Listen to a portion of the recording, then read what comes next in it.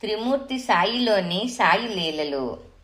Sathya Sai పాదుకా trust నామలేఖన యజ్ఞంతో పాటు సుబ్రహ్మణ్య చెట్టియారు భక్తులకు ఇంట్లోనే సాయి పాద నమస్కారం లభించేటట్టు పాదుకా పూజను ప్రారంభించారు. దీనికై ఒక ట్రస్టును కూడా రిజిస్టర్ చేయించారు. గురుభక్తికి మూలం గురుపాదుకా పూజ అనే మర్మాన్ని తెలుసుకున్న ఆయన భక్తులందరికీ స్వామి దీవించిన పాదుకులు లభించేటట్టు ఈ కార్యక్రమం మొదలుపెట్టాడు. ప్రతి సంవత్సరం చెట్టియారు గారి జన్మ నక్షత్రం రోజున పాదుకా మహోత్సవం జరిగేది. వేల మంది భక్తులు దేశ దేశాల నుండి పాదుకులను మోసుకొని వచ్చి స్వామి దీవెనలతో శక్తివంతం గావించుకొని వాటికి సర్వదా విధేయులుగా ఉంటూ జీవితాలు ధర్మ మార్గంలో నడిపించుకునేవారు.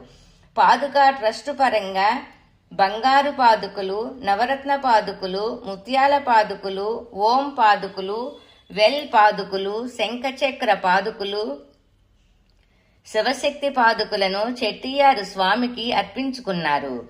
అవే సమయాలలో మొదట సుబ్రహ్మణ్య స్వామి విగ్రహాన్ని స్వామి పూర్వం గణేషు షెడ్డు ఉండే చోట ప్రతిష్ఠించారు.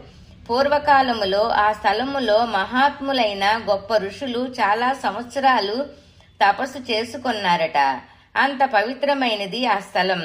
తర్వాత సంవత్సరాలలో గాయత్రీదేవి విగ్రహాన్ని శాంతి భవనం అతిథి గృహం దగ్గర స్వామి ప్రతిష్ఠ చేశారు. స్వామి గాయత్రీ మంత్రాన్ని అందరూ జపించవచ్చని ప్రకటించడంతో గాయత్రీదేవి దేవాలయం పురుషుల కన్నా స్త్రీలకే ప్రధానమైంది. స్త్రీలకు ఒక ప్రత్యేకమైన స్థానం కల్పించినట్లయింది.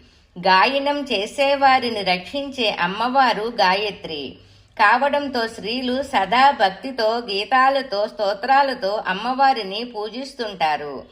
ఆ విధంగా స్త్రీలందరికీ కేంద్రంగా గాయత్రి ఆలయం మారింది.